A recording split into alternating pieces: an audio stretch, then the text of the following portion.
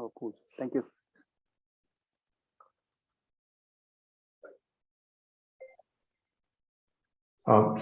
Good morning, everyone. Welcome to our webinar, which kicks off our World Food Day celebration. And this year we're talking about food foraging. Food foraging is the act of gathering wild food for free. I think everybody loves the word free, so we thought we'd add it here. Although there has been a lot of interest on the topic in recent years, uh, there isn't, I think, still enough awareness about it, even though for our ancestors, foraging would have simply been a way of life, something that was necessary on a day-to-day activity. From our perspective, we look at it as a way to contribute hugely to our nutritional security and also to the environment-friendly stuff. So it is food that requires no cultivation at all. So that's a good thing. You don't have to work extra hard to kind of grow this food, and yet you can make it available, use it at your leisure. So I think it's an interesting topic to discuss. And today, talking about the topic, we have Suresh Kumar G. So Suresh is working on a community gardening project called Sarjapura Curries, archiving and reviving the lost knowledge of growing wild vegetables and greens in the natural farming methods. He is looking at digitally archiving the findings and the recipes of the region. Suresh is a Bangalore-based performance artist, arts facilitator, and an arts mentor with an M.F.A. in sculpture from Delhi College of Art. His earlier practice includes large-scale sculptural installations, site-specific work, addressing social environmental issues as well as issues concerning the community and surroundings he lives and belongs to. He has an interdisciplinary approach to art, questioning notions and its proposed alternatives within the contemporary art practice outside the commercial and gallery module. So all in all, a field person, definitely not sitting in rooms and doing things. He's also the founder and active member of Bar One, which is the oldest Bangalore-based artist residency program in India. He has initiated and supported arts programs for Bar One for promotion of intercity artist exchange programs and pedagogy in arts. In 2009, he initiated Samuha Artists Initiative and Collective, which was conceived at a time-bound art and community project, calling space as art and preparing common ground for facilitation and curation of artists in town. So welcome, Suresh, and thank you for accepting our invite to be here with us. And in case you missed our other updates, this is just the first webinar that we are doing for food foraging. We have a series of activities lined up for the World Food Day. We have a recipe contest where you can submit your recipes using some of the foraged foods, and the best recipe gets a one-night stay for the family at Akshay Kalpa Farms, which is one of the most trusted organic milk plants. Of course, we also have some other giveaways in terms of 5 most interesting recipes also receive gift vouchers worth ₹500 from Melange Foods, who are an all-vegetarian kitchen focusing on local recipes. Also helping us spread the knowledge is GoKhana, a cafeteria digitization and management platform.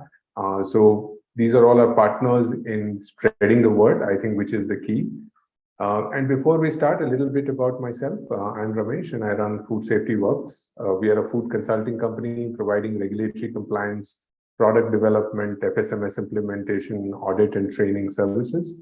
We also help businesses become a part of FSSAI's Eat Right initiatives through programs like Eat Right School, Eat Right Campus, hygiene rating, and book programs. And this webinar is our attempt to raise awareness about healthy and sustainable foods, which comes as an integral part of World Food Day as well as of Eat Right India. This is a new topic, and we have shared a lot of links. So if you're joining through our Academy portal, you will see there is a lot of videos, a lot of links to articles that have been published in various newspapers, of course, all of them featuring Suresh. He's done a lot of pioneering work in this space. So a lot of knowledge available there as well. So not just attending this session, you can also go back and look at your references, always come back to it, watch those videos to learn more. Right before we started, Suresh was talking about most of his sessions are farm walks. Unfortunately, we are not doing that, but there is one video which does have a walk through his farm. So that, and also a lot of interesting other videos that are available. We will have a good 10 to 15 minutes Q&A, and we'll be taking them at the end of the session. So please type in your questions on the chat and we will take them in the order that they arrive. With this, I would like to welcome everyone and hand it over to Suresh to take it from here. Welcome, Suresh.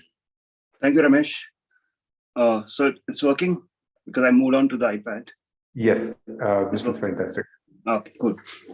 Good morning, everyone. And thanks, Ramesh, for this invitation and making this possible again. And because we are almost at the end of the season, because the winter is catching up already in Bangalore, and we are, in the sense, losing out like certain greens which we would miss on, and we have to wait for the next year already now, because of the heavy rains we had, and also the cold is catching up. Not much bright sun. So for this wild days, we need good sun.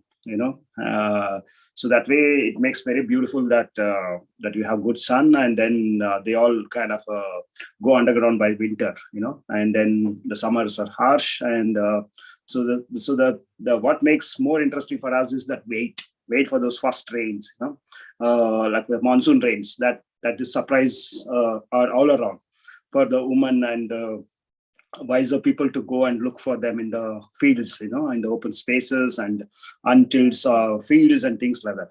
So that way, this whole thing about wild greens, which are edible, or what we also call as uncultivated greens, or the wild vegetables, are still around. But just that due to our over interference, in the kind of a landscaping we do around houses or the offices or institutions, or even like like agriculture university, because we did some kind of a survey around GKVK, and most of the patches didn't had any of those possible edible greens at all, because there's excessive plantation happening there. Like it could be mango groves or chiku groves and a lot of things. And also we also foraged in Kaban Park looking for something like that, but it was not possible to find something, because there's also like they've kind of made the landscape under this kind of a beautification thing, that they turned Kaban Park also into some kind of a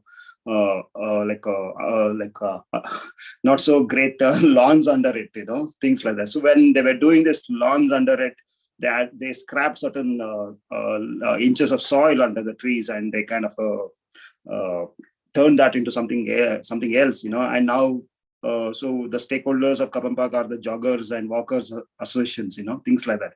So they don't care for any biodiversity. They just want some like green for the eyesore, and you have a shade above and you need a green sore on the ground, so they don't care for much about the biodiversity and things like that, So what biodiversity means, not just for the plants and things like that, but also for the birds and all that which depend on the insects that would eat on this plants, or this possible wild fruits and vegetables and greens, things like that. So there's a lot of discourse on that when we're talking about urban foraging, but there is a consciousness that is happening in last, at least this post-COVID times.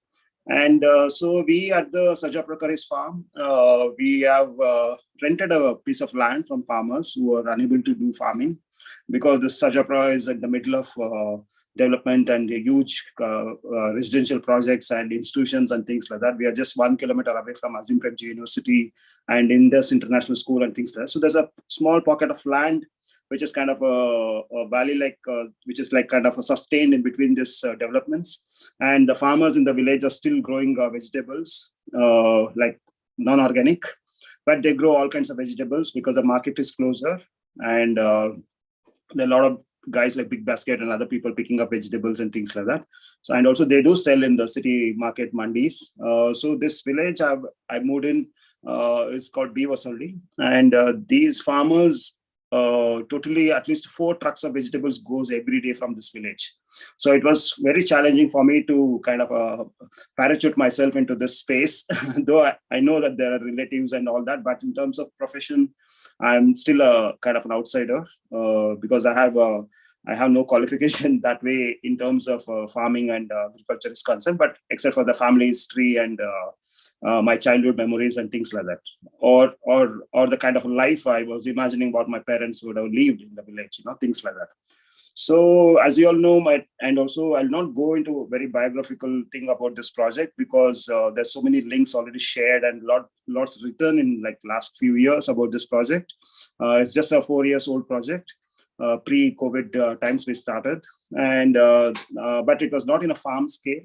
Now we managed to do it in a farm scale, and now that's a little more like we're not ambitious, but we are little slowly expanding it because there's interest from the farmers and also from the people like you all, those who are interested and keen and things like that. So the space is becoming more experimental that way.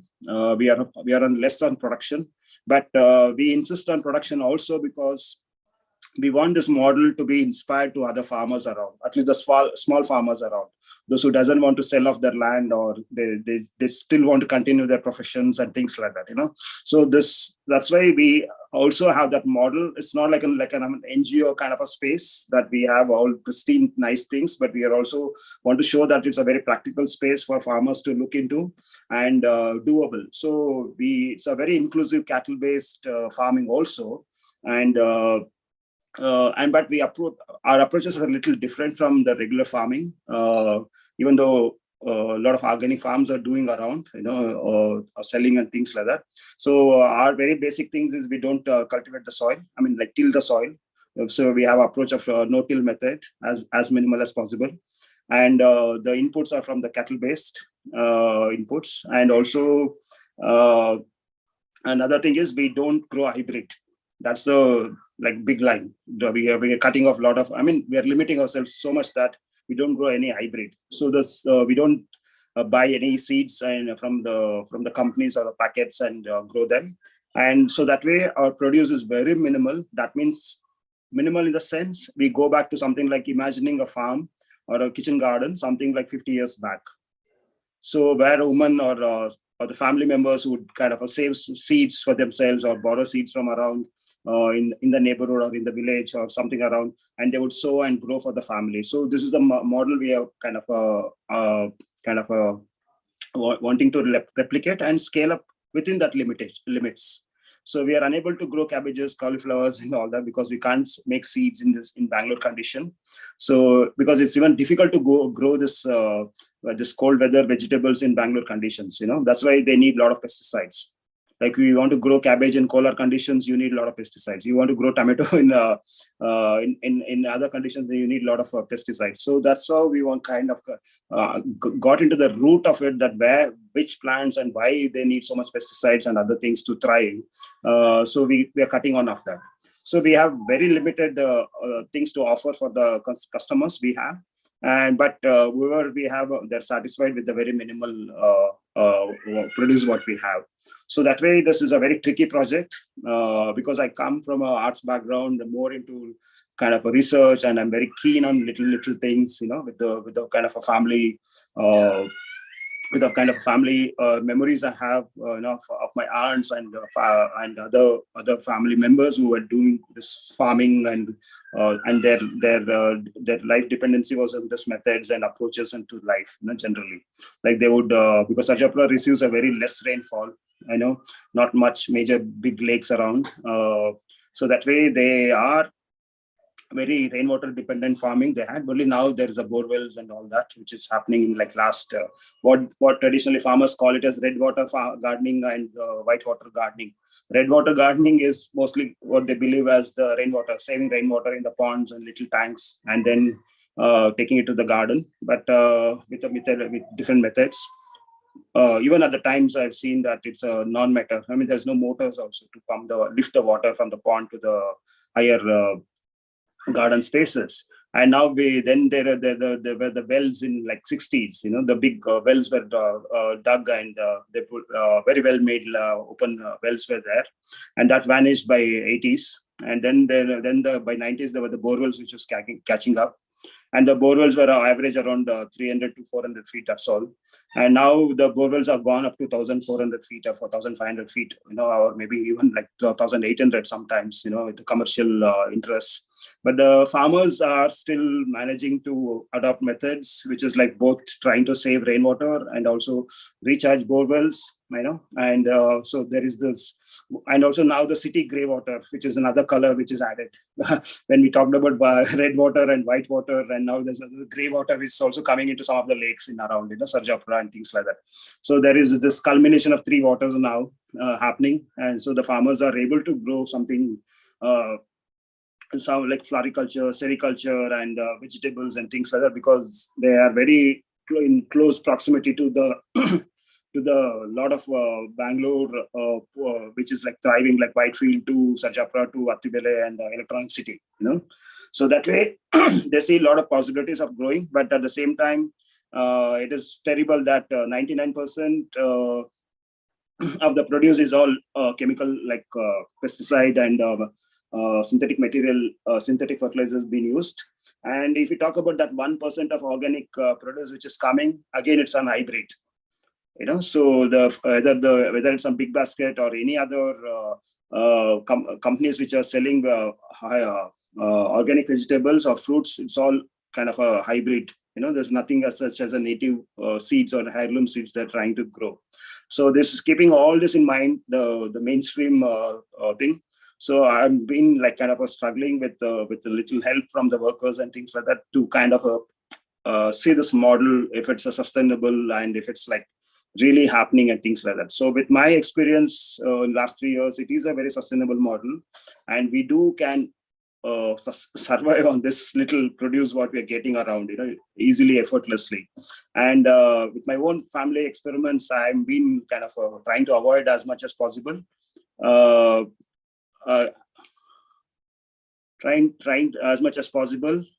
Just a minute, I'll just read the message.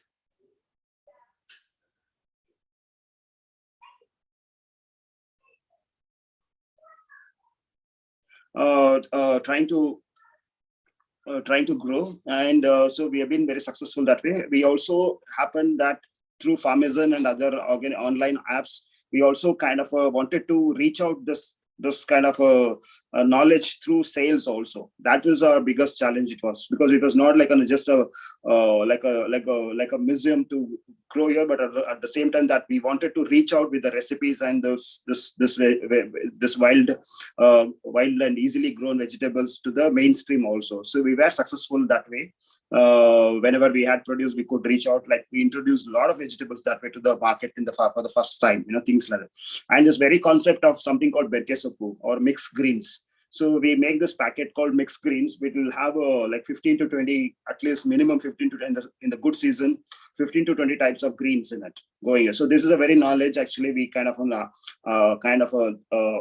from the women in the village, how they forage in all seasons and what would their curry means.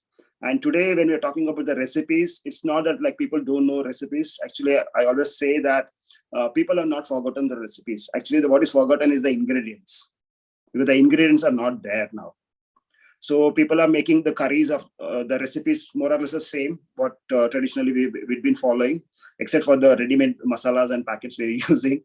And so when you talk about like this mixed green or bekesopu or masopu saru, they say locally, so the recipe is more or less they're doing the same. But what is the ingredients? They mostly are using palak and other very little popular greens. That's all. But whereas when you forage in the good season, woman would easily in a pallu she would come up with like 20 to 30 types of greens in it. And as a proverb, they say nurondo, like 101 greens, but it's not there now. But at least the minimum I can say is that they have a knowledge of identifying 15 to 20 minimum greens at least, and they would do it. So this is what actually we are trying to do, that from the recipe to the growing and also to the sales of it. So this is what we have been successful, and that way our Instagram. I mean, we are working on the website, and soon we'll have this. Website which will have the kind of a pictorial content, so one can identify what are these forgotten greens and what are these forgotten vegetables all about. So today, coming back to this session, which is very crucial, that we shared certain things that can somebody identify and things like that. Yes, they can identify, because I've seen this. As I said in the beginning, there's a lot of interest regarding this. A lot of people like they are been doing edible walks in across the city. There's somebody working in Pondicherry, and there's somebody working. Somebody working in, like online. There's a like the forgotten greens. Shruti, she's actually posting regularly about with the images and the information on it. So at least in these last 2 years, I've seen a lot of material online. But initially, it was very difficult.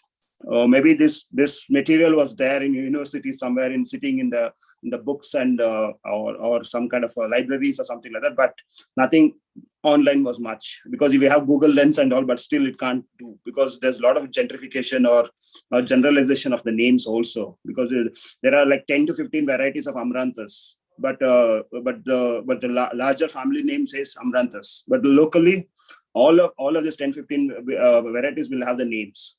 So for us, and also that names also differ from region to region, So, and also language they speak, because this year there are Kannada speaking, Telugu speaking, and also Tamil speaking. So the Sarjapura, since being a border town, we share border with Tamil Nadu, and culturally, language-wise, it's mostly Telugu speaking. And but technically it's a Karnataka state, so it is a very complex in terms of the names and the languages also, in what name you call and what so if I say a Telugu name, the Kannada speaking person would not know the same name, things like that. For a simple Mandakali, or what you call as Kagesupu or Kashisapu, there are different names in Kannada, region wise. So until there's a good picture of it, to come with the names, then people would not unable to identify, things like that. And even in like the plants, some of the amaranthus we're talking, their flower patterns are different. The leaves might look same, but the flower patterns and the other than the color, the flowering pattern also differs, helps us to identify how different they are, So most of the times when you buy a greens, you will not see the flowering stage at all, because you're buying only tender greens. So you don't know how the plant would grow and how the seeds look and things like that. So it's a very complex way of understanding it. So a lot of urban gardeners are able to kind of do this in their own backyards and things like that. They would, something which is popping up because they use organic matter like sheep manure or cow manure and things like that in the gardening. So this helps actually a lot of gardeners to see the surprises coming up, because my experiment with terrace gardening actually was kind of a clue for this knowledge for me, because when I was particular about buying sheep manure to my terrace garden, so the sheep manure could come from countryside, and the sheep or the goats might have grazed a lot of wild greens that way. So the seeds would pop up from their poo in the garden, and that's how the many surprises was possible on my terrace also, despite no birds and all that activity and things like that. So this was some kind of a hint that I got, how this kind of a knowledge also can be thrived in the urban context also. So maybe, like for example, we have to dump a few loads of the sheep manure in Kaban Park, or sheep manure in GKVK, for example. So I'm just fancying this idea now as I'm talking. So it's very interesting that way, how, for example, because we can't grow this wild ones forcefully, can't bring Manthakali seeds and sow and things like that. It's very difficult. But maybe, so as a revival concept, actually, I would, I wish somebody comes forward and dumps, sponsors sheep manure from the countryside interiors to Kaban Park and GKVK and elsewhere, in the city, so that this biodiversity is brought back again, So that's what we see in most of the institutional spaces. The landscape artists or people who are working in the gardens, they hire huge labor to undo the weeds, the so-called weeds, but they're forcing some other artificial, some other alien lawn or a plant to thrive, and kind of deny life to the local a grass or some kind of a greens or something like that, which will thrive in this condition. So it's a very irony that way, that a lot of money and energy and labor is spent on to de-weed certain things, and the 90% of the weeds we are talking are all edible except for certain grass, things like that. So So this all these things is playing on my mind when I'm working on such things, and why I'm being little and kind of on a very pushy and aggressive also that way. So I would talk more in an anger kind of a thing, more than being very empathetic when we talk about food, because people have to be nice when you're talking about food, but why I don't know why I sound so angry and all those things, because we have been so alienated from such a system that was there as a natural by default, things like also as a knowledge. So that way, so us working on the farm in land and seeing all the surprises every season and every monsoon I'm waiting. So this also humbles us, and also so that way we also reach out to a lot of people. A lot of schools come in, a lot of students volunteer, and there are a lot of people who are showing this interest and follow the posts and things like that. So it has been little difficult to manage both at the farm end and also the social media and things like that, because we don't want to only thrive on social media, because of course we have a good followers, and also being an artist, I have a good art kind of a artist followers also. But at the same time, for me to influence that locally is very important for me. So we built a community around Sarjapura, and so we are selling this produce also. So coming back to the names and things like that, there are certain things which are kind of with the pictures that are being Suresh, identified. Yeah. just quickly, just to kind of summarize, I think you went over a lot of things. So I just thought I'll quickly summarize. So I think very interesting points that you put out. So on the Kaban Park, I think that has been, the lawns have been the most unproductive part of our ecosystem. And I completely agree with that. I hate lawns as much as you do. We waste money, effort, and time and water on something that gives no value. So I think that's a very interesting idea. And if we could, someday, if we could dump some manure in Kavan Park, I'm sure they will just take a broom and clean it instead of letting it be there. So I just thought the perspective of trying to change things is kind of tough on that. So I think, like you said, lots of things, lots of names, a lot of challenges.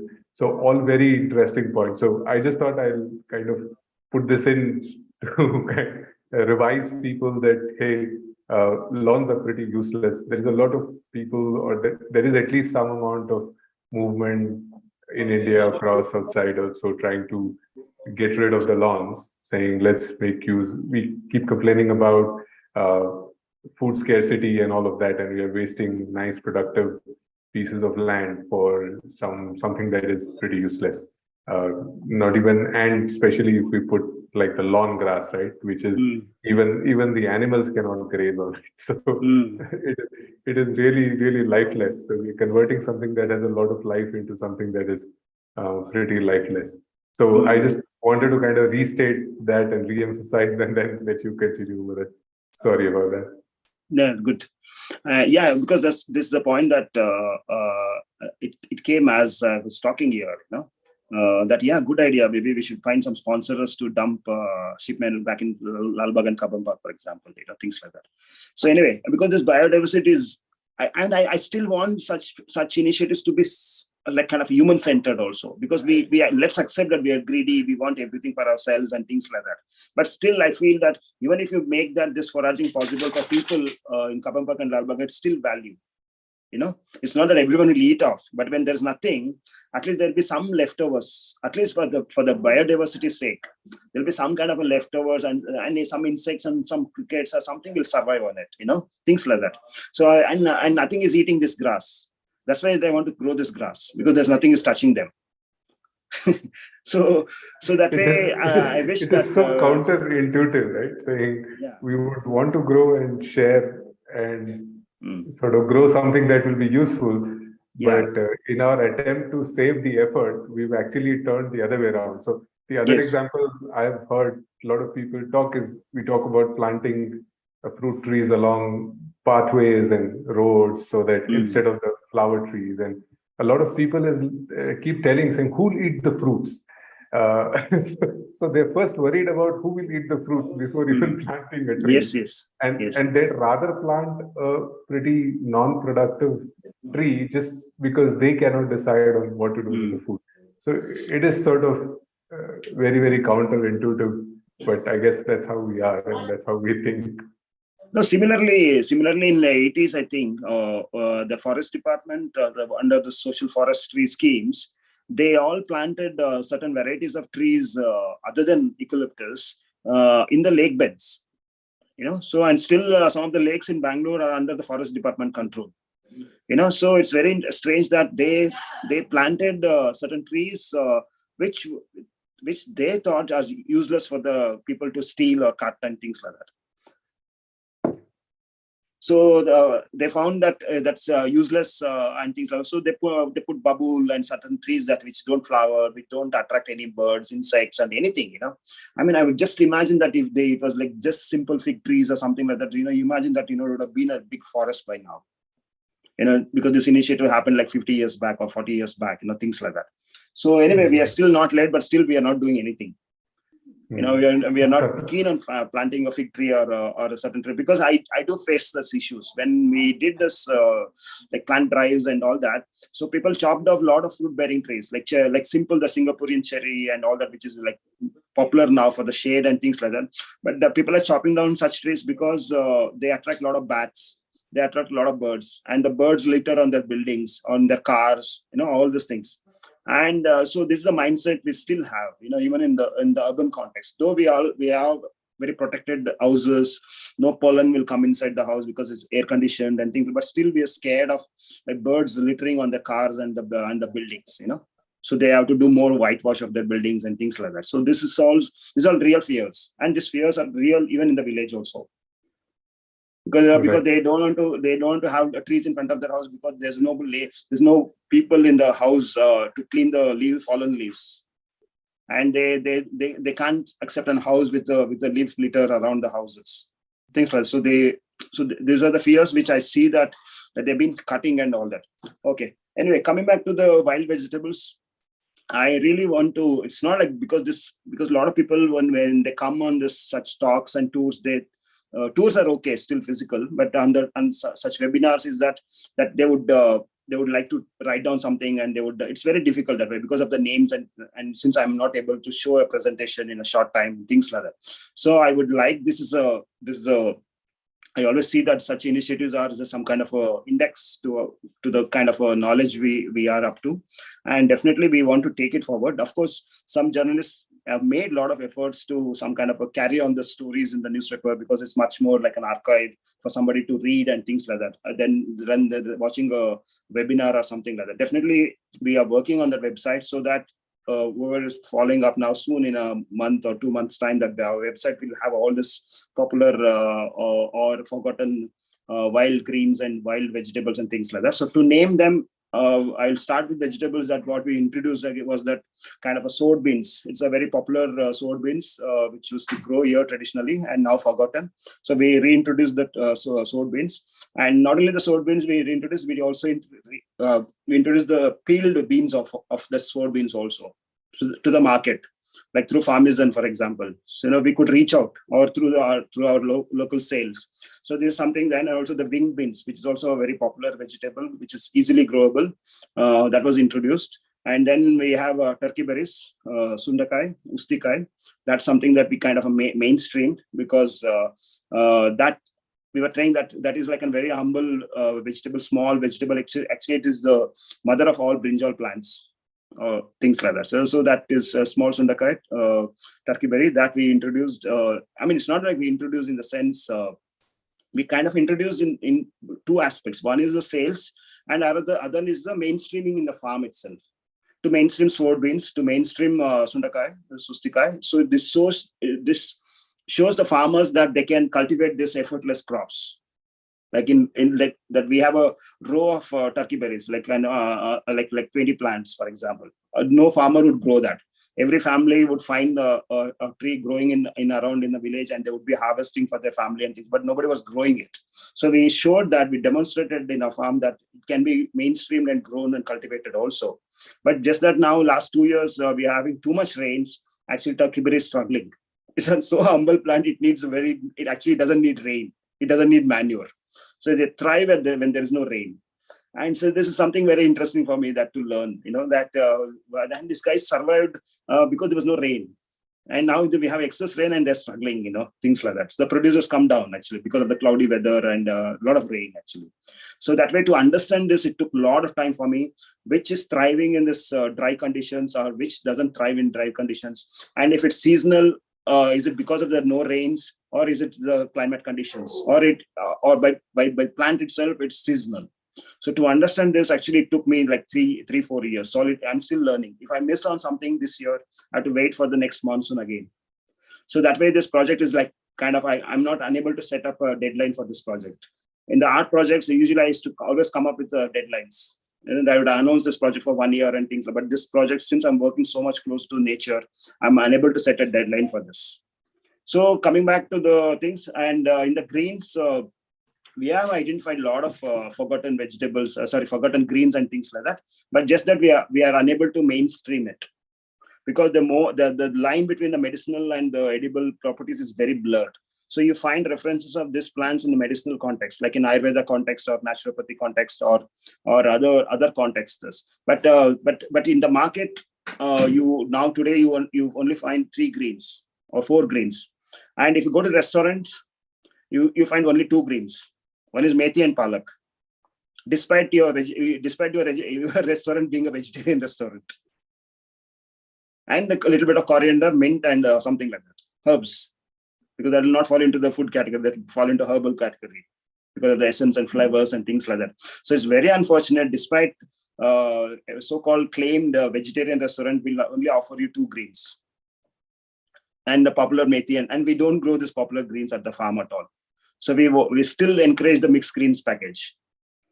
So our mixed greens has been very that kind of way, and also we share recipes. It's like somebody asked me how to cook pumpkin shoots or pumpkin flowers or bottle gourd shoots and things like such kind of a green. So we also share recipes, not only from our own knowledge, also from which is there online. And because now this last COVID 3 years or 4 years has made a lot of women to post a lot of videos on the floor, because this was not there actually when I started this project.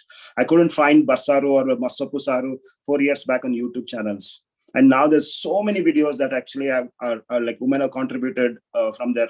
Because a lot of people went back to their natives and they looked at their past. They looked at what they were cooking and what they were seeing. Because until the vaccination was announced, people were looking for the building their immunity and all that. There was so much of lots of knowledge around, about natural way of healing us and things like that. But the post-vaccine situation is different now again. So that way, it is very interesting that times we went through, and I'm also I feel that we are doing this webinars because of in this background what we have set now, for this post-COVID times. So that way, it's very interesting. I wish that that people, even in the urban context, we can grow this very humble greens in our terraces and balconies, and actually at least we can supplement two meals at least in a week. So this brings this lot of some kind of a not just with the knowledge per se, it also brings some kind of a biodiversity into our garden, and also our own family health and things like that. It's very crucial that way, because if 2 meals from your garden is taken care with your greens and this kind of things, it's actually very medicinal that way.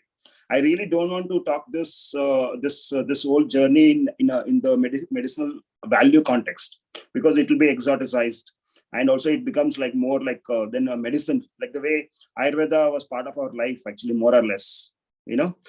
So now today it's only seen as a medicine.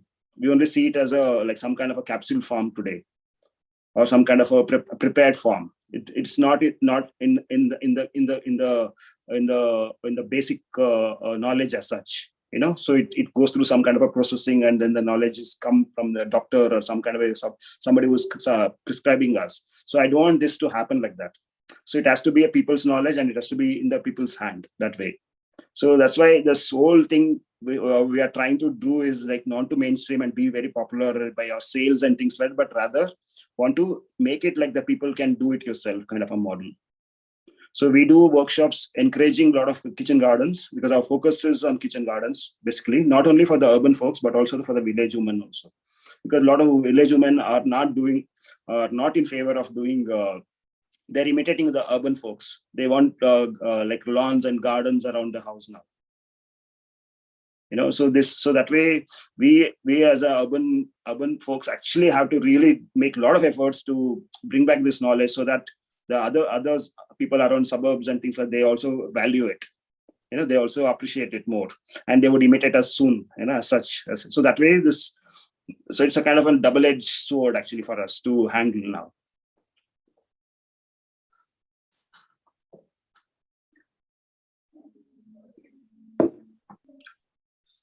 So I know you've been talking continuously, so I'll give you a little bit of a break. So I kind of complain the same thing, saying there are hundreds of leaves that you could use, and the only thing that survives is the palak and the methi. And I think some of it is to do with our distributed supply chains, where there is a lot of distance between the producer and the consumer. So I think the ones that can survive the distance are the ones that get sold, and everything else gets kind of deprioritized. So obviously, if you could grow them in your kitchen garden, or you could grow them in your backyard, then obviously all of those complexities are removed, right? So very, very simple things that are available, that as kids we would try it out and taste it, and no parents ever said that this was dangerous, right? So now you see parents who are so scared of letting the children try anything except the familiar ones. I think that has further made it difficult for that knowledge to kind of increase or even stay. And like you said, the semi-urban, the rural setups are just blindly sort of following what the urban guys are doing. So if city folks have stopped eating amaranth, they are not eating amaranth anymore, right? So they also want to eat palak paneer is like the God's own vegetable, and it is made in a certain way, with the palak that is blended and then mixed with the paneer.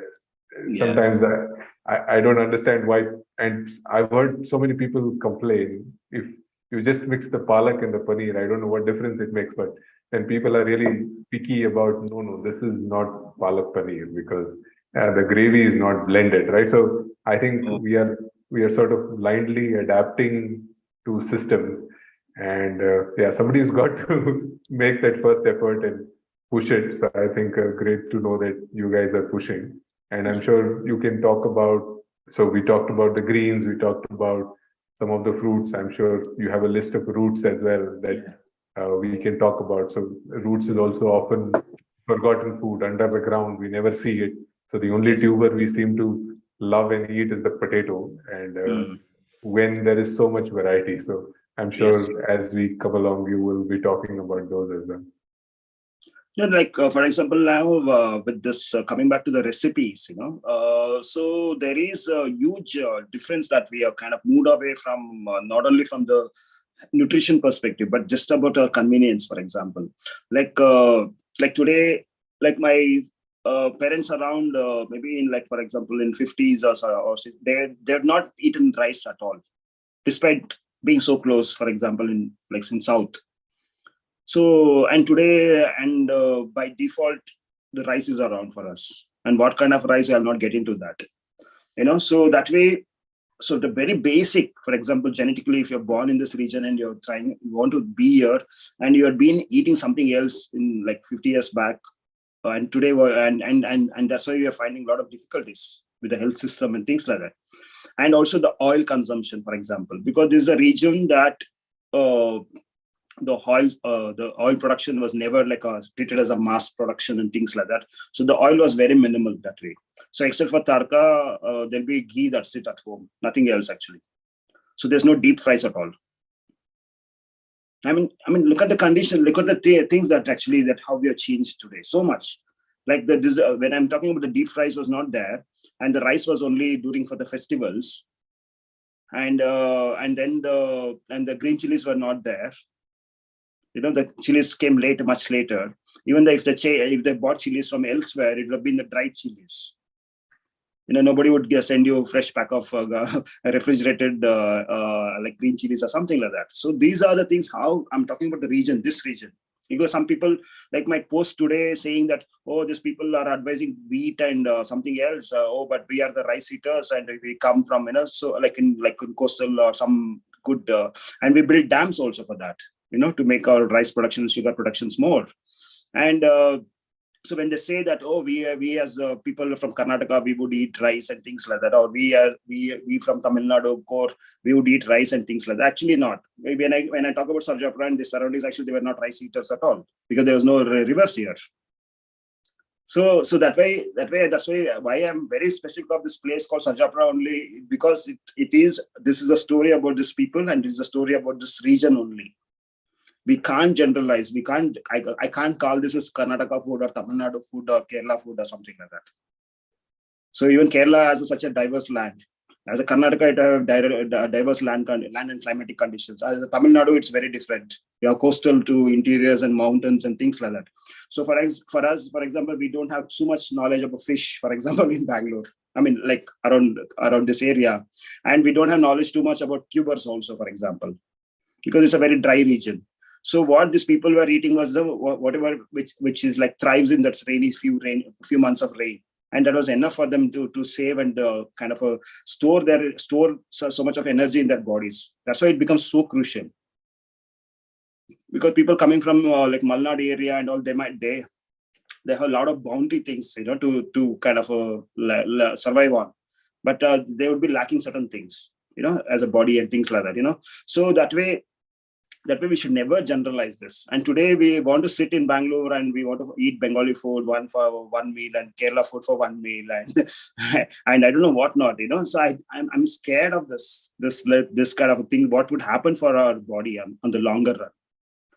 So how? Because we all, through our education system, to our fitness and all those things, we all want to thrive, as a thing, and we all want to do good, both academically, career wise, and I'm talking about our children. So but we don't know how these such things which is like very things that we are not inherited with will play with our body system, and are we able to cope up with such things and things like that, and what would be the stress on our mental things also. Like if you're having like continuously heavy stomach or bad stomachs, and some kind of uncomfortableness all the time with your food, what we're eating, because just we are going by the taste buds, and not caring about what's going out and what's things like that through our body. And I'm worried about that what kind of a thing it will be playing on the strength of a body, and the kind of how our brain functions and things like that. If these little things are bothering. When you look at a child, you always feel that when a very young baby, with that uncomfortable food, whatever it has gone through, that how much it suffers, for example.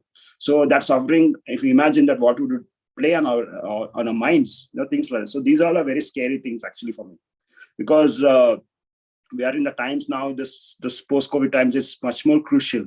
I mean, I know I'm not coming up with an answer for this, but I'm saying these are the things that actually you have to be scared of also, not take it too lightly about the food what we are eating and things like that. I mean, because today we are satisfied with the chemical-free food, so not talk about these details also. We are saying, okay, Kerala food is fine, Bengal food is fine, but it has to be chemical-free, for example. We are convinced about that. So this local, where you're living and in what conditions you're eating this. For example, if I'm a North Indian, I was very fond of potatoes. I can't eat potatoes in Bangalore. My body will not afford to eat. It can't take that potatoes so much. So traditionally, we have been avoiding potatoes and brinjals here. Not so much. It's very, very minimal. They would say that, this leads to something else, and, in conditions like Bangalore weather and things like that. So these are the things actually, as kind of we have to always think about these things, and see that how minimal we can avoid the damage and things like that. Because today, like for example, we are just okay with chemical free. That's all. No, we are not caring for the taste, because what is why the so much of use of oil, fry, and chilies and things like that is mattering is because the vegetables on their own don't have taste now, because they all are hybrid. And they've grown in such a kind of a very conditions that they don't have the taste of its own. So that's why for everything we have to fry. For everything, like a 90% of the recipes, popular recipes, and the hangouts in the city are actually mostly the fried stuff. There's so much of oil in it, and so these are like kind of things which is actually adding a lot of taste to it. So these are the things also that bothers me, and today we think, okay, it's fine. I'll eat olive oil, or I'll eat organic oil and things like that. Actually, it's not. If we're sitting in Bangalore, actually, these are very problematic issues that way. Right. I know fat is the one that gives you that extra cravings, right? So it's a human psychology. I think our inherent genes where we wanted to kind of save food for the future when you ended up in crisis. So I think it's a very natural trigger if it is fatty food for you to kind of like it. And I think a lot of our recipes play on that mental tuning that we have had through our evolution, where we were expected to save fat for a rainy season. Unfortunately, with our city supply chains, we don't have a rainy season. Or if it rains too much. Of course, that's a separate thing we talked about. But overall, there isn't a crisis, as in we are eating all the time. We are eating 4 times a day. We are snacking in between. The availability of food is always there, right? Unlike the natural cycles we've had before, where if you are surviving on what's available locally, what is available at that time, and without any, of course, pre-refrigerator days. So saving food was harder. So then your human body is the one that would save your food, convert it into fat, and that triggers your craving for fat slightly higher. We are just abusing that human sort of wiring to kind of sell more of fatty stuff right now. So I think that's really what we are doing. And so one of the questions I just want to kind of come back, you talked about the food does not have its own taste, which to some extent I do agree, as in things like potato is popular because it has a very neutral taste. And you can do whatever else you want. I think rice is popular because it's, again, has a very neutral taste. You can add anything to it. You can make tomato rice, you can make methi rice, you can make any rice out of it, and it'll have the taste of the other things. And some of these traditional vegetables or greens or something, we've completely lost the taste for it. So, as in, taste is something that you learn, is my opinion, right? So if you've eaten it, you know what it tastes like. If you've never eaten it, then the first reaction is, I don't know what it tastes like. I just don't like especially it, kids, right? especially kids, Yeah, it's alien to me. I don't understand what this is, right? So it is weird. So the word you'll get, it is weird. So how do we look at getting over that part of it? So saying, how do we get about the weirdness part of it, saying it is weird, so I don't want to try. For me, I really banking on the nostalgia when it's about taste and smell and the whatever the flavors, because I live. I'm working around Sarjapura, and this is mostly some kind of a migrant. For example, migrant in the sense not necessarily the labor class, but also I'm taking about the people moved into Bangalore and things like that, And so I do ask when I meet somebody either as a visitor to the farm or the customer, I would ask, what is your mother tongue? I sound rude, but actually I have to ask them. Because so then that connect happens for me. But what kind of a culture they have, or how much time they spent in this childhood and things like that. So most of our customer base is working with this kind of a nostalgia they have from their childhood. So they are being little particular about revisiting that or buying them, and also introducing them to the children and things like that. So it's very important that actually if you don't introduce them these things at a very young age, it's very difficult for them to eat something. Like a lot of children are such a level that they even pick up mustard seeds or like chana dal or some curry pata. And I understand curry pata nobody eats, but they would pick up anything other than white rice, for example, from their plate. So they've gone to that extent of thing, and nobody understands that there's something like a green curry or something like that. So they don't know other than dal and few vegetables, and so that for, and also a lot of parents have told me that their children started liking because of the good flavors that this organically and safely grown food offers them. For example, even like people would not drink milk, for example, so they would drink a desi cow milk than the packet milk, for example, because I'm talking about that kind of a thing that I mean, of course it's difficult to get a milk, fresh milk and things like that I understand, but I'm talking about those such little examples with children also. They might not be liking everything that you're offering, but they might develop some taste for certain things within this system, within this whatever we are experiments we are trying. So if you introduce them, actually naturally what their memories and this kind of a nostalgia will take them stronger in their future, that they'll develop the taste, and they'll think about why his mother was forcing him to eat or her to eat, or why the grandmother was doing this so and so. Because this, for me, this old Sarjapura Curries project is all about that memory and that nostalgia I'm thriving with. It is not like something the course I did or studied or something like that. I've not done any course as such. So for me, we should touch on that. So we should by force or something, that I think we should introduce that too, because everything is hard for children. For them, everything has to be fun. So this is where actually we have to some kind of introduce these flavors at the very young age. So that way, this nostalgia and this things continues, because people who come to my farm are mostly the people who are missing that kind of memories they had of their village, of their natives, or what they heard of, or what they were, things like that. So, and the names also, for example, if I say Mantakali, which is like nightshade, and Kashisopu, the name itself, like sounding Mantakali for Tamilians or Malayalis, is like triggers something, for example. So in that way, like for example, you talk about certain fish varieties to a Bengali or a Kerala person, things like that. For us, it doesn't. For me, a fish is fish for us, for Bangalore, and when I read about the stories about certain fishes for Bengalis and things like that, and it's like so much, that way. So that way, for somebody who's coming from this kind of a dry, arid regions, which with the resources are very minimal, and this little things which people have memories collecting in the wild, because it's so scarce. It's not like a well rain-fed forest around. Things like that. So it's so scarce, and it's also precious, and actually it's genetically embedded in us. Those little fruits we had in the wild, for free. I'm thinking that's another thing that you get for free, and.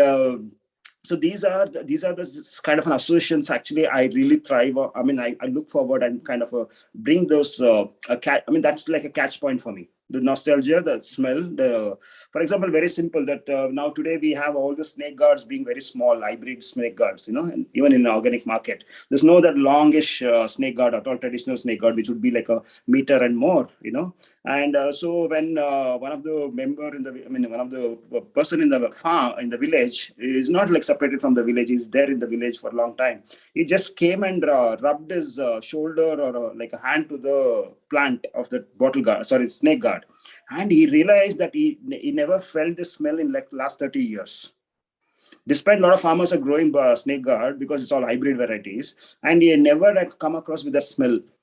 He didn't even eat that. He just like rubbing his hand on a shirt to a creeper or bush actually triggered so much of emotions to him. I mean, I'm talking the village person itself. Forget about the urban folks.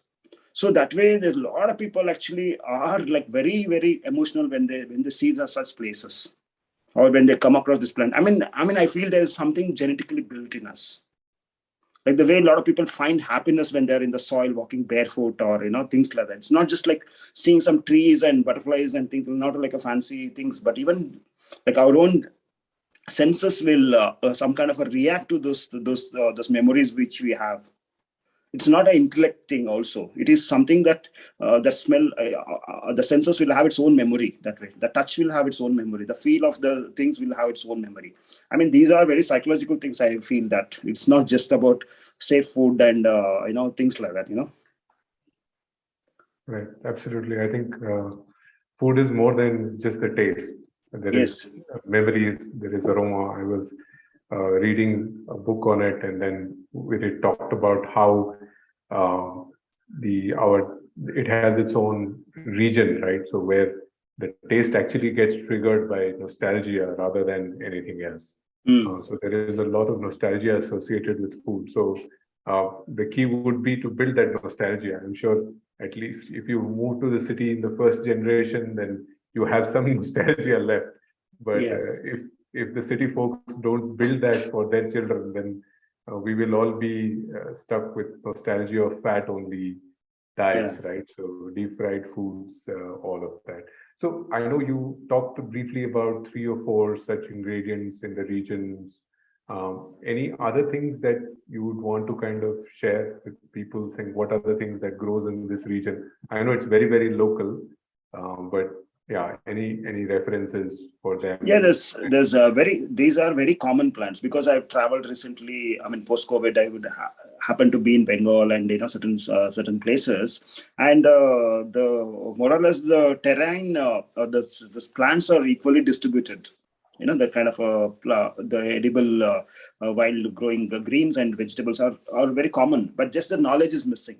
Like I saw a turkey berry plant in near Kolkata, for example, but when I asked locally, they said no, we don't eat them. I mean, things like that, and certain things what they like, what is familiar in Bengal, maybe we might not, we are not been eating them. For example, but as a knowledge wise, there is this knowledge that, but like some of the like Manthakali nightshade, when I asked this local persons there, they said they use it for some medicine, but not in the everyday curry or something like that. But here we make exclusive curry of it. Like Tamil and this Kannada people, they make exclusive curry of this Manthakali sag, for example, and. And it's very interesting for me that I observe very closely that this death rituals for me in the region. So that death rituals and the rituals in the marriages gave me a lot of clues for what it's been traditionally eaten. Because the people also have forgotten and things like that. But actually, the death rituals and the marriage rituals are something which is like kind of holding on their links to the nature and the food system and things like that. So what they offer to the ancestors is very interesting for me. That how this only they're offering this Colicia, Arbi, and certain greens like Agase Sopu, Agase, this thing only during the death rituals, but they don't eat at the in the normal times, for example. I mean, they stopped eating from last few decades and things like that. So when I look at them, it's very interesting that I'm getting this clues of this why that's where and why are they offering to the ancestors, because they want to be very sacred and very what do you call as like they want to convince, or they want to please the ancestors by giving them what is actually traditionally was given to them. There's no compromise in it. So they don't want to cut down on anything that when they're offering to the elders, things like so. That way, it gives a lot of, and also the marriage rituals, things like that. So so these are the very keen things that I've studied and kind of observed locally. So it's mostly I see it as mostly as a people's knowledge, folks' knowledge. It's not like coming from a nutritional Ayurveda or some kind of a food concerns alone. For me, it's a culture. It is a culture, the way it's a language and the other arts practices of that. So I see this as another kind of a culture side of us, which is actually very important of us. So that way, this joyweed, for example, or what we call as ponnagani in Tamil and hongane in Kannada. So this is actually ponnu means in Tamil it's called gold, and honnu in Kannada it's called gold, and in English name is joyweed. And there are many varieties of this also in this, for example. So commonly in the city we find this wildest one, and also along the lakeside we'll find another wild one, which actually they feed for the cattle and things like that. And in that the very important the things are. They come from the lake beds. They thrive during the like when the lakes are dried and things like that. Because now the lakes are not dried almost around the city because they're filled with all the grey water now. So that way we are losing on certain things also. The foraging areas are missing, for example. So that way this ongane is very important thing that they even now in the villages they want for it. And also this other important thing is this bringaraja, which is very actually naturally occurring plant, around the water bodies and things like that, bringaraja. So that's they make a chutney out of it. For example, it's very important actually, because these are the things actually are very crucial for to improve high sight or the hair growth and a lot of things like that, which a lot of people consider as very important, things like that. And There's other vegetables called for example, I have not heard of other than from the one source I had. I have never heard of like somebody that eating agati pods, like beans, like a vegetable. Only actually one of my relative, elderly person, told about that. He used to climb trees and bring them home to so that the mother would cook that. Things like. But my mother has no idea about it. For example, a lot of people didn't know about it. So there was one generation which actually they only know the leaves, but they didn't know that pods could be cooked for the beans. This is something that I actually is coming from like as a knowledge, for example. So these are the things like now I want to mainstream it, for example, and tell that pods are edible, for example. So there's a lot of individuals that way who are contributing on such kind of an experiments also. Like they would cook like somebody the corn, the husk from the not the husk, the air from the silky hair from the corn, for example, is supposed to be a very important ingredient for us to making tea and other things, things like that. They would dry and store it, and whereas we would not know that, for example. So this little if we get into the detail, it's really a world around. It's like there's so much to kind of a thing. I don't know how much I can do, for all to archive this and to tell. For me, I'm very bad in writing. I mean, like I'm very lazy to write, for example, and I don't know how much I can write also, things like that. So for me, that such webinars are something that actually this little things come from some kind of a storage like as I'm talking, it's like kind of unwinds, things like that. So that way, yeah. So when you talked about agasse, as in I learned about agasse soppu much later, and then somebody told me that the flowers could also be used. Flowers are edible. They're right, the bird's favorite. It was new. Because most of this agasse pods is not found because of the birds. They love the birds, especially the parrots. They love the flowers. The flowers are so yummy. Actually, they're almost like meat-like. Yeah, and somebody from Bengal actually told this to me, and this was here in Karnataka, of course, or Tamil Nadu. You could say that we do have a farm at the border of Tamil Nadu, and then we started with somebody said that we planted the tree because it grows fast. So that was our original idea of planting agasse. If nothing else, it will grow really fast. So we planted that, and then somebody came along and said that, hey, you can eat the soppu. So we started eating the soppu. We did try the pods. We haven't cooked it. I just kind of tasted it raw. It looks pretty much like a long bean, and it tasted okay. Exactly. So it wasn't too much of a trouble. And somebody came along and said that you can eat the flower. So it's like you said, it's been a process of discovery. As more people kind of look at things, they give more insights. There is more knowledge that gets accumulated.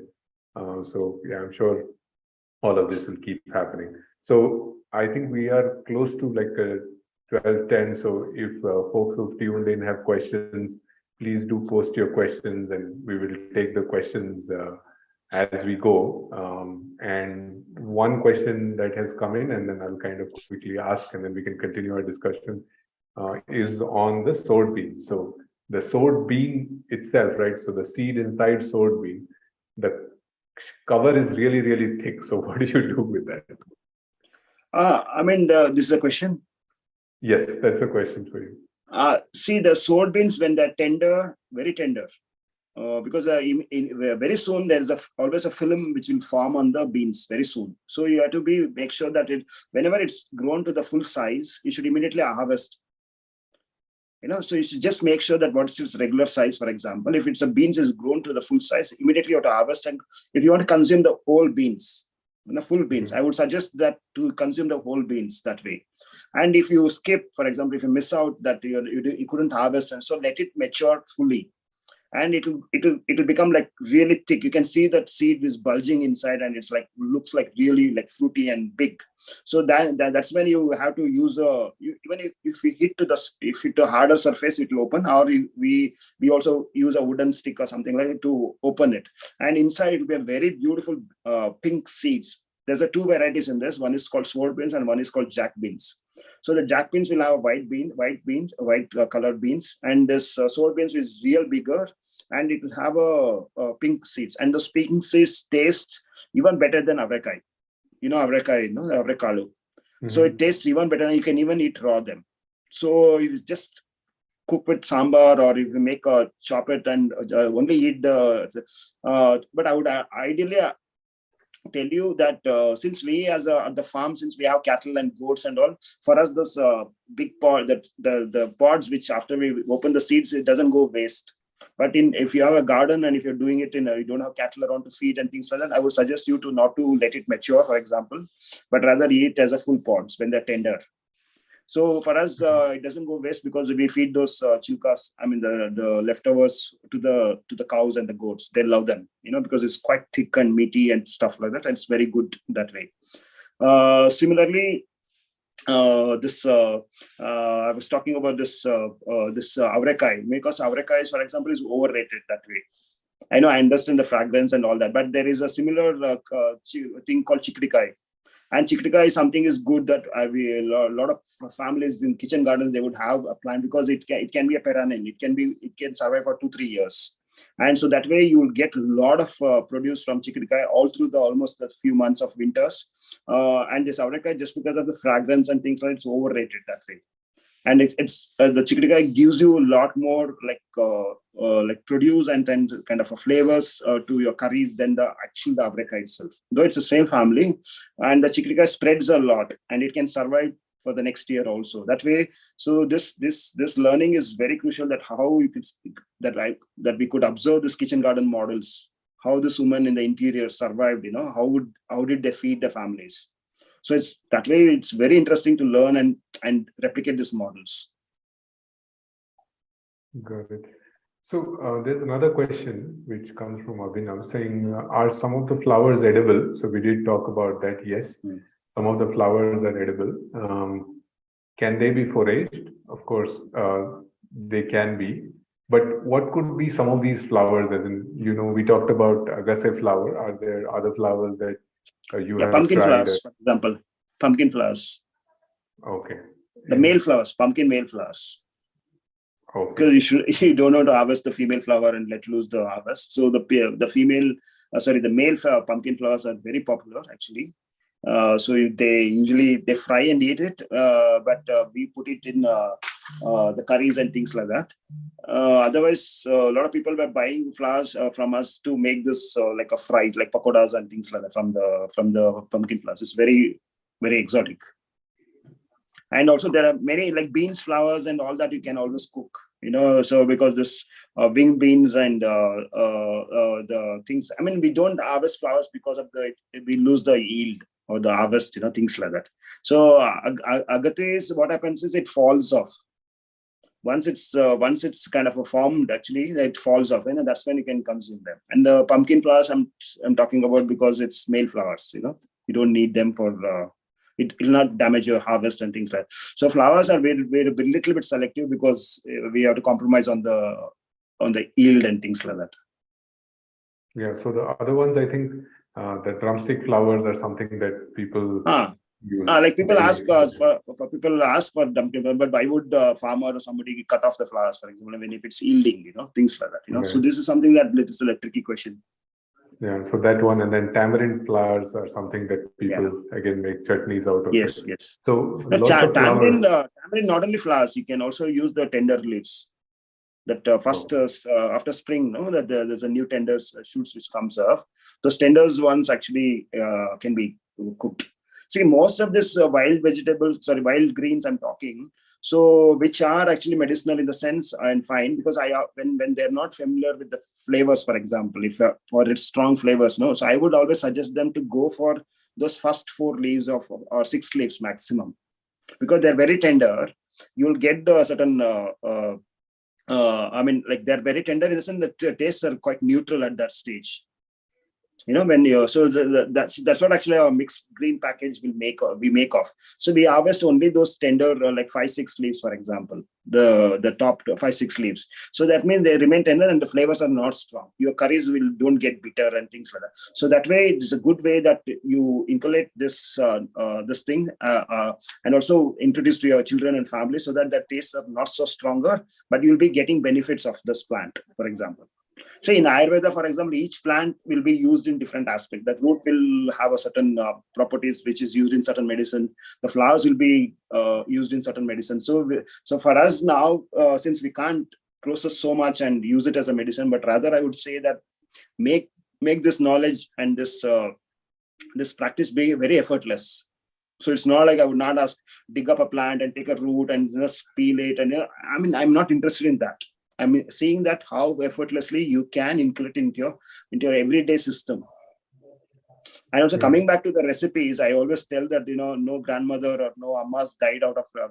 We are not sharing the chemistry of the recipes and things like that. Actually, we actually have killed the ingredients basically. So you see all this very popular notion of my grandmother is to do that, my mother is to do that, and it's nothing. It is just that settings is missing, and that's the plant. Even if you're eating that plant, they are not grown in that conditions anymore. So that is where actually we are lacking this. So this nostalgia thing is actually why the people like our produce from our farm is because of that we are creating that kind of conditions also, climatic conditions for the plant to thrive. It's not just that plant alone, it is that it needs that climatic condition. We want to thrive in the good condition. They also have to thrive in the good conditions. So people talk about, what do you use for keeping away insects, keeping away that and this. Actually, I really don't care for it.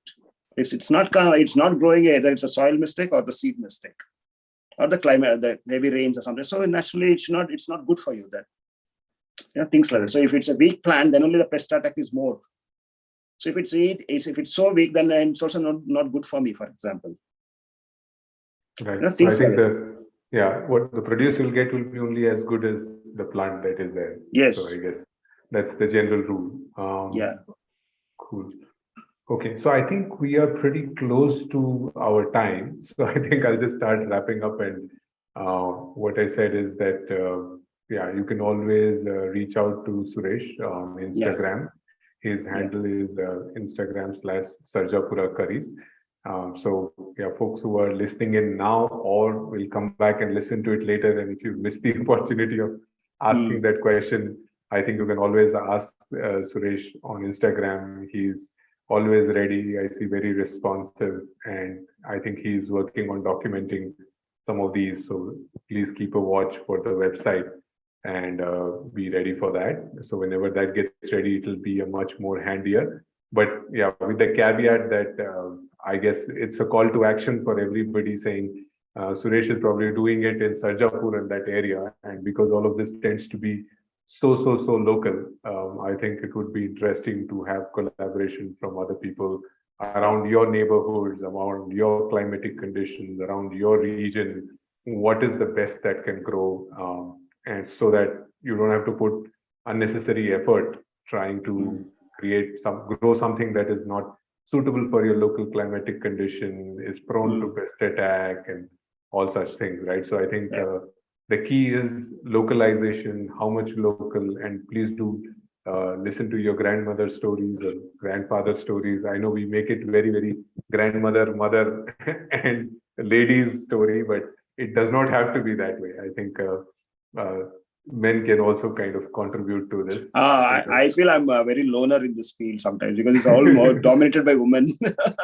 I know, but we have to change that a little bit. I think more men are participating in the kitchen. We are hopeful that a lot of men will submit the recipes for the contest. So it's a good place to kind of start learning and understanding and documenting. So I think it'll be really nice to have this archive once it gets ready. So thank you, Suresh, for this fantastic sessions.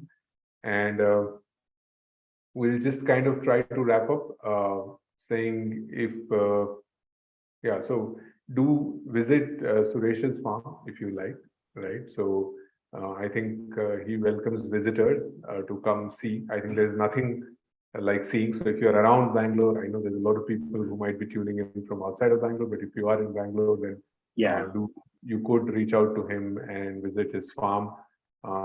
Like he talked about quite proudly, I think they grow a lot of local stuff, things that you can grow on the backyard, right? Things that are perennial, which you could take back. I'm sure he'd be happy to offer a few seeds to you on that. And a couple of seeds is all that you need.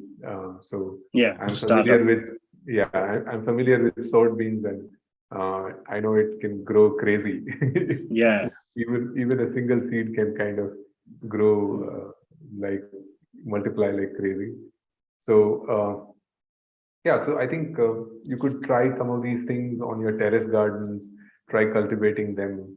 We talked about healthy, nutritious, medicinal properties of this. So we hope you can use all of this knowledge that has been reducing. I wouldn't say disappeared yet, but that has been reducing over the generations.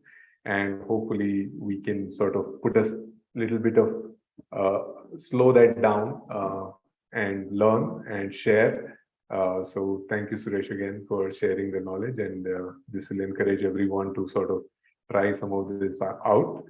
Um, Now, from our side, we care about nutrition and sustainability as much as we care about compliance and food safety. I know we talked about food safety once or twice. I think it just does not have to be safe; it also has to be healthy and nutritious, and that is critical.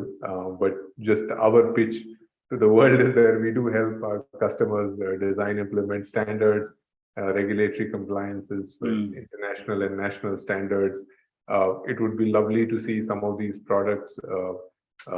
I think we are particularly blessed that in India we have a very good tropical climate, right, which Yeah. encourages all of these things. Yeah. There are lesser fortunate countries, I would say, where their palate is not as varied. Unfortunately, we've chosen them as our benchmark and ended up Yeah. losing That's a lot that's of the them. sad part. Yeah. That's the sad part. But hopefully, we can change that a little bit for the richness that we have. We can share it with the world. This is our webinar to kick off the activities for the World Food Day. We are organizing a recipe contest, a restaurant showcase, poster contest for school children. You can visit our website foodsafetyworks.com/world-food/day for details. This session is available on YouTube channel. You can always come back. It is available on Academy portal. Like I said, the Academy portal has a lot more links to the past videos, one of which has a farm tour, a lot of knowledge sharing videos that are there. So you can browse through them at your leisurely time. Our Academy has an app that you can download. So if you're traveling, you can download the app and use that app to browse some of the content that's available on our Academy portal. So please do that, and please share the link with friends and family. I think that's important more than the people who've attended today. I think we want to treat this. Suresh briefly talked about it, saying talks like this will capture knowledge in bits and pieces, and we can put a bigger picture together. So to share it with friends and family, maybe they'll get inspired. They will share their recipes. They will tell you things that we didn't know, and I think Suresh made it clear that none of us know everything. So they will probably get nostalgic about the food that they would eat, right? And share it with us. So that will be interesting. If there are any other feedbacks, please feel free to send it to us at feedback@foodsafetyworks.in. If there are topics that you want us to talk about, please send them to us. You can stay updated with our events and activities on our YouTube channel. So if you're on YouTube, please do subscribe. You can connect with us on Facebook, LinkedIn, Instagram, Twitter, anywhere. And our handle is Food Safety Works. We do share news and events and details that we do. As a company, we are committed to sharing knowledge and providing solutions for some of these problems that we are facing day to day. Do check out our website to see how we can help, and you can subscribe to our newsletter, which goes out almost fortnightly, where we talk about a lot of things, including food safety, nutrition, hygiene, how we can, and localization, which is a personal kind of favorite, saying how can we make it more local, more useful, more sustainable. I think a lot of effort goes around that. So thank you once again for joining. Thank you, everyone. Thank you, Suresh. And have a good rest of the day and happy foraging. We look forward to receiving lots and lots of ingredient knowledge and recipes through the contest. So, and Suresh is one of our judge for the contest. So he will be evaluating. So please use the knowledge that he shared while putting together your recipes. Thank you very much and have a good day. Thank you, Ramesh. Thank you. It's a wonderful work, and it's wonderful kind of a platform to work with, and we look forward for further collaborations and things like that. And thank you everyone for listening. And I know that a lot of people, I usually disappoint in such forums that I'm not giving away some kind of tips and things like that, but it's a concept that we have to carry, and it's an ideological thing also in a way that we carry on, and so it's kind of a provoking also in the sense sometimes. But so yes, but I'm always open with you all coming to the farm and spending some time, and you can also sometimes you can volunteer, or you can spend some good time and things like that. We can cook here. Our kitchen is open kitchen. Our kitchen doesn't have doors, so you can always come and cook with us and try and things like that. So thank you very much, Ramesh. Once again, thank you. Thank you, Suresh. Thank